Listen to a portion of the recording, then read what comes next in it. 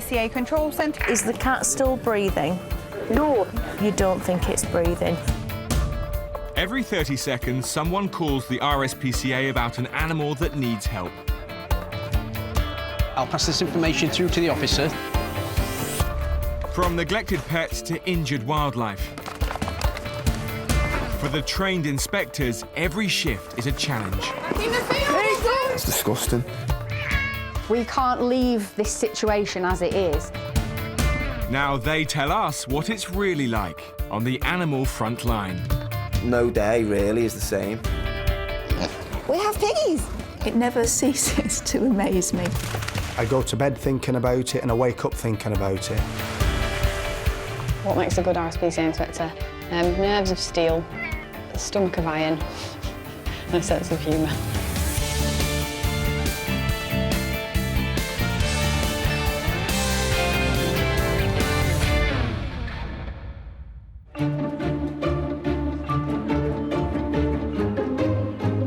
Today, an abandoned dog left frightened and alone. The dog was curled up, terrified.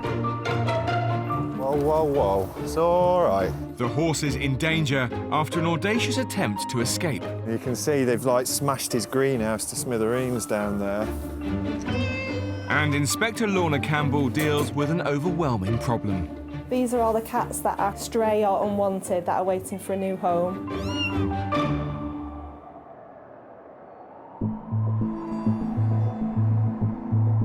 With fewer than 300 inspectors to cover the whole of the UK and thousands of calls coming in daily, every job is prioritised before it's sent to an officer.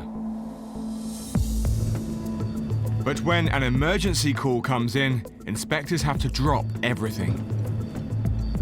Literally just had an emergency call tasked through to me via the control room. Staffordshire Police have been in touch with us to say that they've had to force entry to a property, and when they've gone into the property they've found a dog which they believe has been abandoned in there for several days.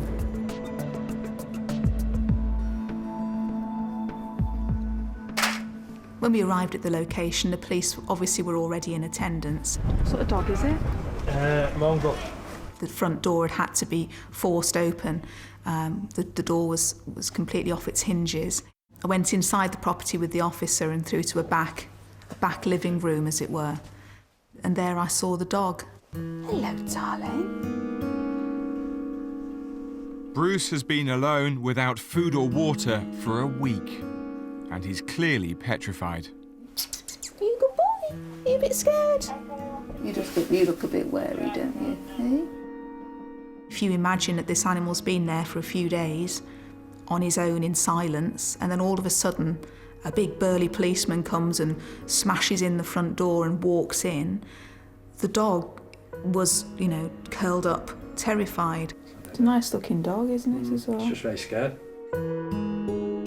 That dog will have sat in that house. There was no electricity in there, no lights. You just imagine how that animal must feel to be there on their own and nobody coming. Police may have entered that property in 2 or 3, 4 weeks' time and found an emaciated dead dog. Jane needs to look round the house to see how Bruce has been surviving. This particular dog seemed, bless him, to have taken himself upstairs and used one room as the main sort of toilet area.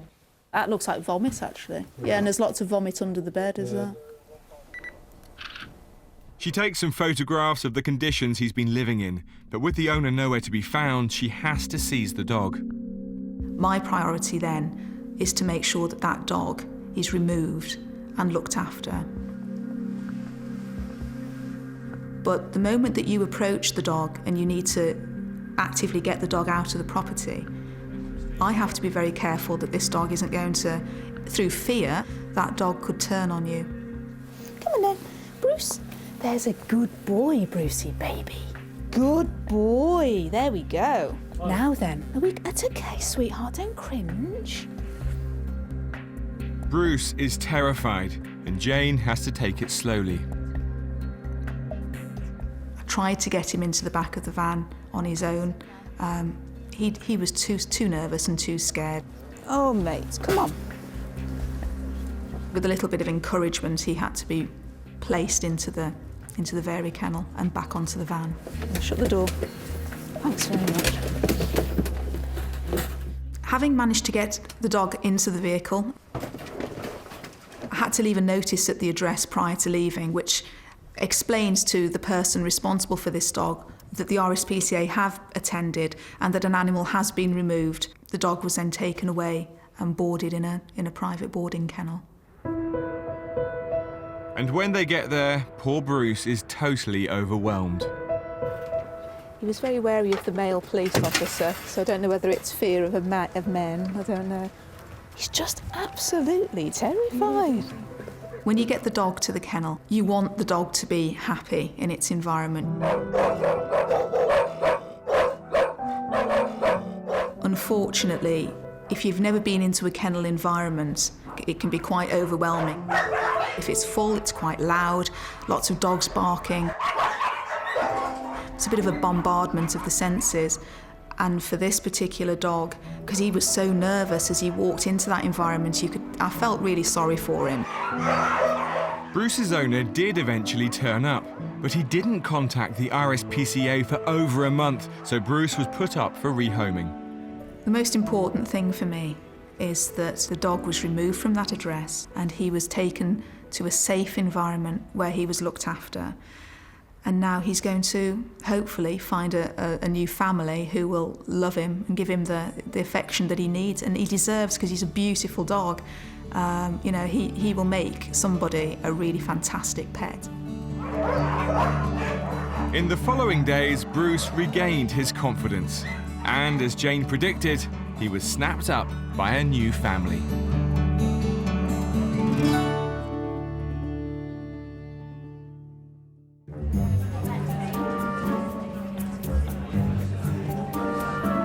The RSPCA deals with nearly 1.5 million calls a year, most about animals in genuine need. And what animal is your call regarding? But some are not so serious. Your dog needs a haircut. Every call you get is different, so you get the sublime to the ridiculous. Right, so just to confirm here, Marion, you've got a pig currently chasing horses on your farm? Radioactive squirrels, which are albino ferrets. A member of public had reported that she'd found a couple of baby armadillos in the property. It turned out to be woodlice. Aggressive hedgehog in the downstairs toilet, turned out to be a toilet brush. The call was for a slow-moving tortoise on a motorway. It was a deflated football that wasn't going anywhere. But even the most comical calls often start as genuine complaints, and some need to be taken very seriously indeed. Good afternoon, RSPCA Control Centre. And what animal are you ringing about today? What looks to be the 2 dead dogs in a coal bunker at the rear of the property. I don't know how long they've been there, because the ladies that used to live there abandoned the property and moved. They started to, like, rot and decompose? Or? Yes, yes. This call to a house in Northumberland is passed on to Inspector Trevor Walker. It sounds serious. We often get calls about dead animals, but the thing that struck me about this one was that why would there be 2 dead dogs? You won't, under normal circumstances, find 2 dogs would die of natural causes at the same time. So immediately, I think you kick into the gear whereby you think there's some foul play has gone on. 15 years on the job has taught Trevor to expect every eventuality. The suggestion is, I think, that whoever's coal bunker it is they have actually left the property. So, unfortunately, it may well have been a case that either the dogs have died and they put them in the coal bunker, or it may well be a case that they haven't died and they've still put them in the coal bunker and they've died in the coal bunker. So it's a little bit worrying, really, until we get round there and have a look and see what the situation is. On arrival, the house is deserted. The house didn't appear that it was actually lived in at all. So I went round to the rear and there is the coal bunker. And I went and looked inside the coal bunker. There's no obvious sign of dead animals, but Trevor has made a discovery. I will return in one moment. Went and pulled on a pair of surgical gloves and then returned back to the coal bunker at the back. It's a dirty job, but somebody's got to do it. Then I pulled out what appeared to be a black dead dog and laid it on the top of the coal bunker. The black dog was a fur jacket. What size are you?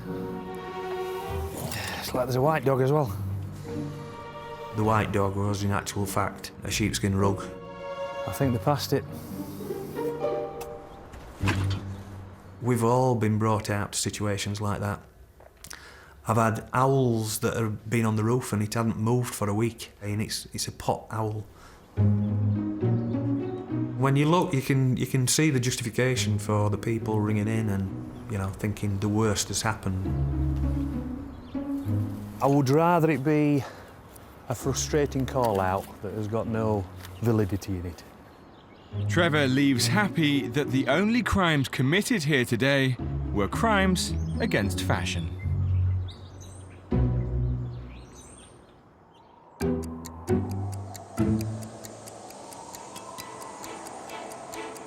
It's rush hour outside Nottingham, and Inspector Chris Shaw is on his way to a call from a worried homeowner. The man has reported that a group of horses have escaped from their field and broken through his garden fence. When I received the call about this particular job, they made it quite clear that these horses could get out onto the road.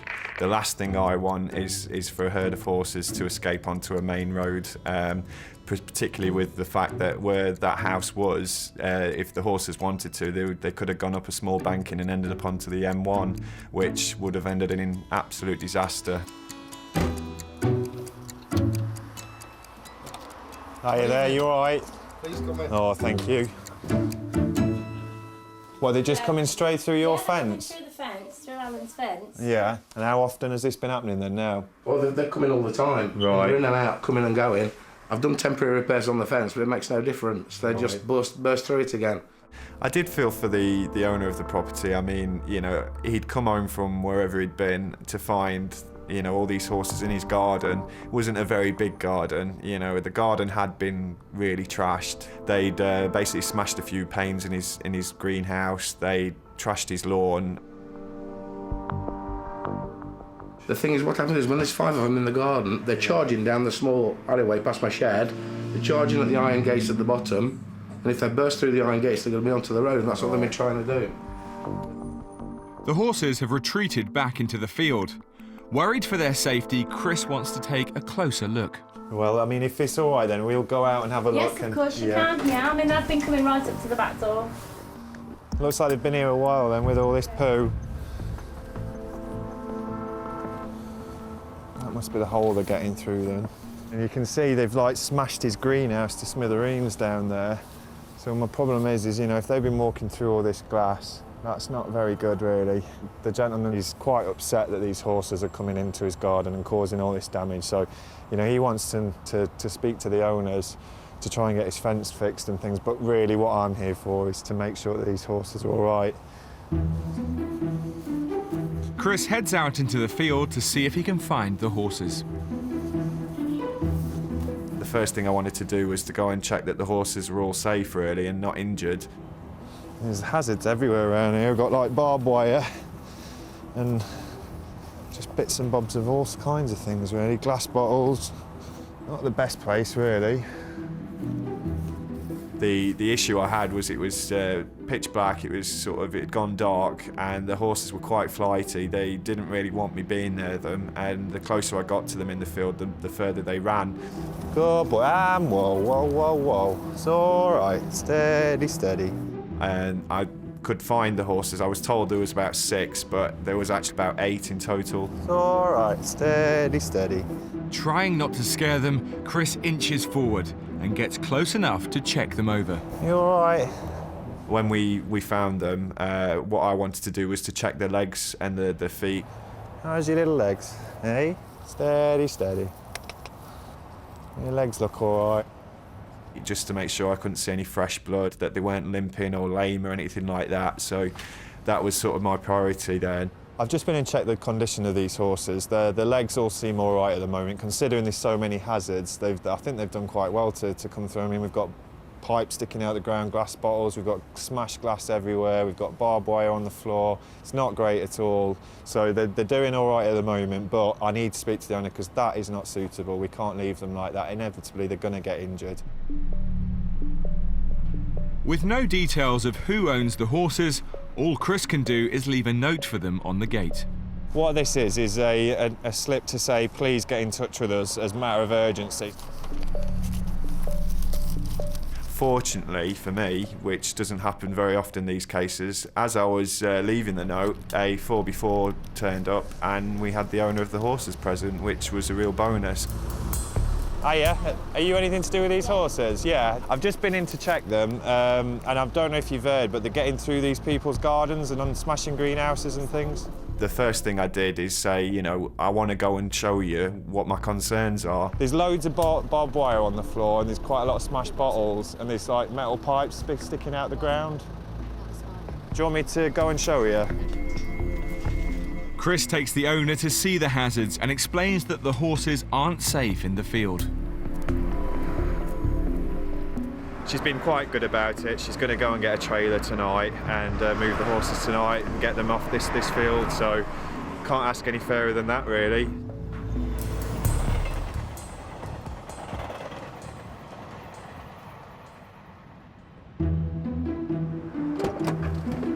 The next morning, Chris goes to check the horses at the stables they've been moved to, and there's some bad news. Right, so we're back here where the horses have all been stabled now. Just coming to check. These are two of the ones from last night. But unfortunately, I've been told that one of them has got a bit of an injury. The owner saw the injury last night and called the vet. Oh, that's terrible. Even cleaned up, it's a nasty wound. She's got a massive gash on the back of her, but I'm guessing it's some kind of injury from the greenhouse. You can see that it is quite bad. That's why I was concerned about them. There was lots of hazards in that field, you know, the problem with the greenhouse, the problem with the broken fence and all the bits and pieces that were hanging around the floor. You know, that's why I wanted the owner to move those horses. The owner's been and fetched the horses in, like we asked, you know, and she's got the vet out straight away, and she did all that last night. It's just a problem, you know, unfortunately I was there in the pitch black in a field with 6 horses. I didn't get to see this last night. This horse now faces a long recovery, as it could take over a month for the wound to totally heal.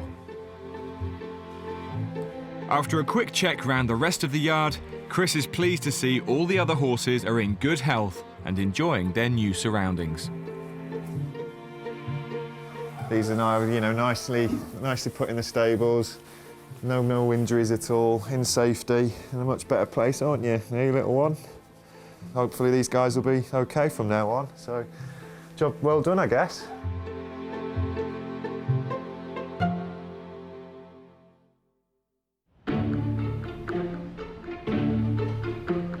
Britain has thousands of feral and stray cats. They feed on mice and birds, but often rely on regular meals from humans to survive.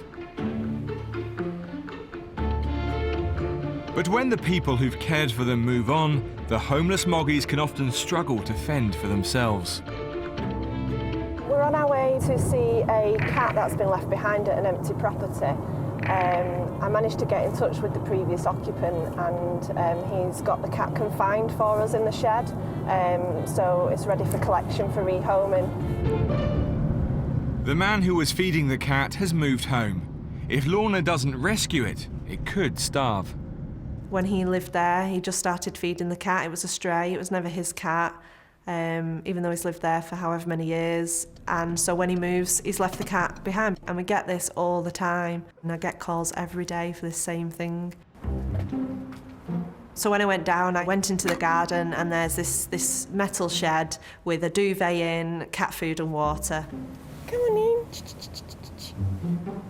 Although this cat wasn't sick or injured, it had been recently left behind, so it was classed as an abandoned cat. It's got no owners, they've left it. Come on in. I don't want you to shoot out on me. Lorna may be trying to help the cat, but it's not going to come quietly. And we're going to have to come in there for you.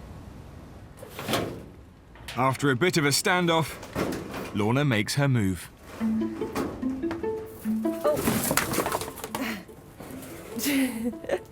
You made a run for it like I thought you would. I had you down to a T then. You had it written all over your face. He looks like a typical stray cat, bit mucky, bit of a rogue. He's definitely been living the outside life for some time, I think. Lorna knows that most people mean well when they feed strays, but unless you're willing to take the cat on full time, it's better to report it.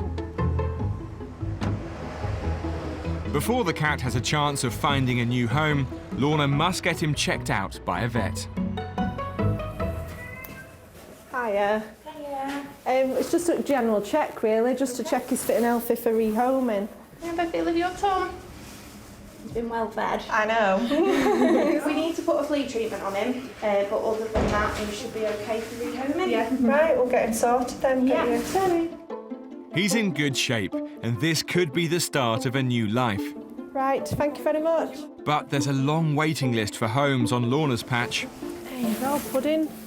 Sadly, he's not the first, and he won't be the last homeless cat to play the waiting game in these cages. These are all the cats that are currently stray or unwanted that are waiting for a new home. So you've got mum and kittens, kitten, dumped in a box by a canal. People go, it's a cat, they'll fend for themselves. And yeah, they won't just curl up and die, they will go out there and they will find somebody else to feed them, or they will catch a mouse. I remember you, dumped in a cat basket in a bin liner. I brought this one in last week. But that's not everything about owning an animal. That's just that's the basics. What about the veterinary care, and what about the health as well? And people don't think about that. Or they do and they think, well, the RSPCA will sort that out when it becomes a problem. I don't think people realise just how many cats we get brought into us and why it's just totally unacceptable just to leave them like this one. I've got a cat, yeah, and he was a stray that turned up one day, and yeah, he's without a doubt my cat. I couldn't ever imagine leaving my cat behind and moving house. Not all cats needing rehoming are unwanted or stray. Sadly, one of the most common reasons the RSPCA is called to help is when a pet owner has died.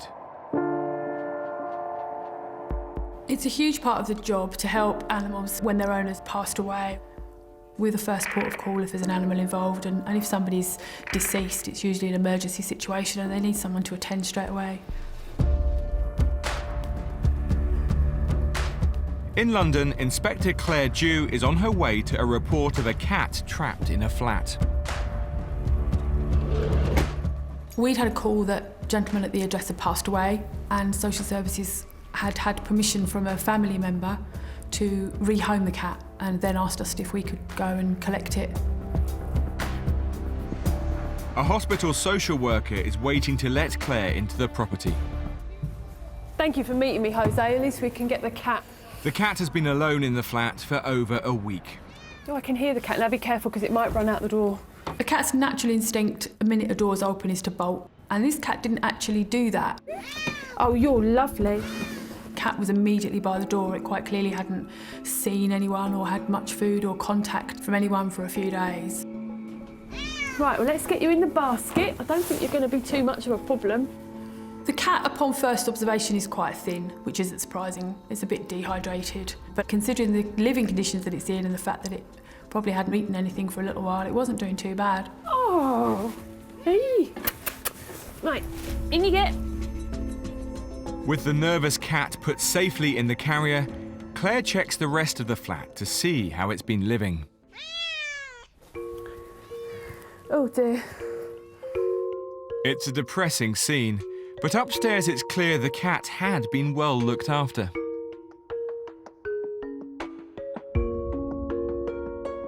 One of this man's last thoughts was about his cat and what was going to happen to it. And usually the animal itself is okay, and it's just dealing with the circumstances that can be more difficult than actually dealing with the pet. I've never met this gentleman. We've never had any calls to this address. It's difficult not to get affected by an incident like that. OK, let's get this cat. It was quite a shame, really, that it had come to that the gentleman didn't have anyone else to leave the cat to. No wonder the neighbour's been worried, making all that noise. Hello. For RSPCA inspectors, the holy grail is to match an animal that needs a home with a compatible owner.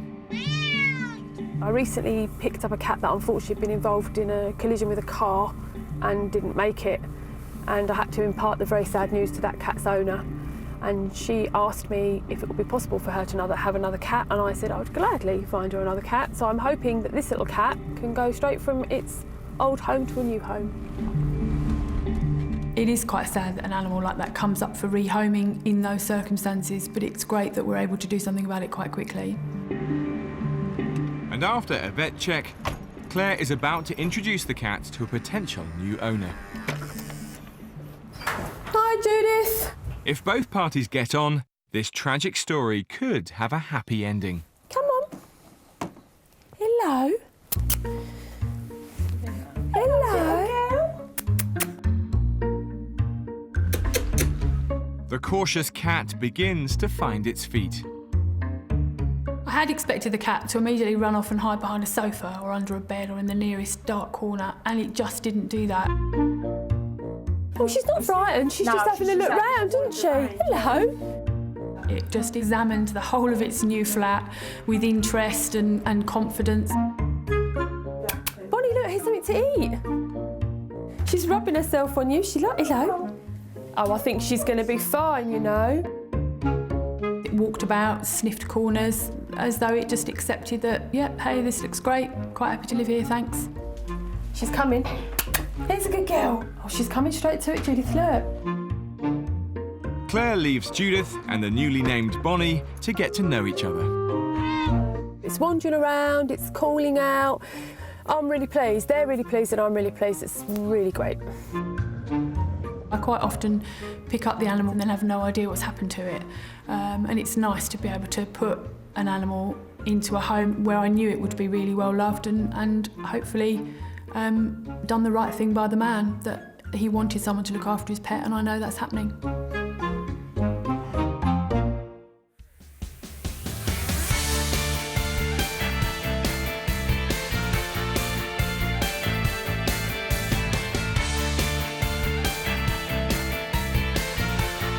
Michael's ready to play Happy Families ahead of Scarlett's visit, but Janine has other ideas. EastEnders tonight at 8. Bargain Hunt is next on BBC One.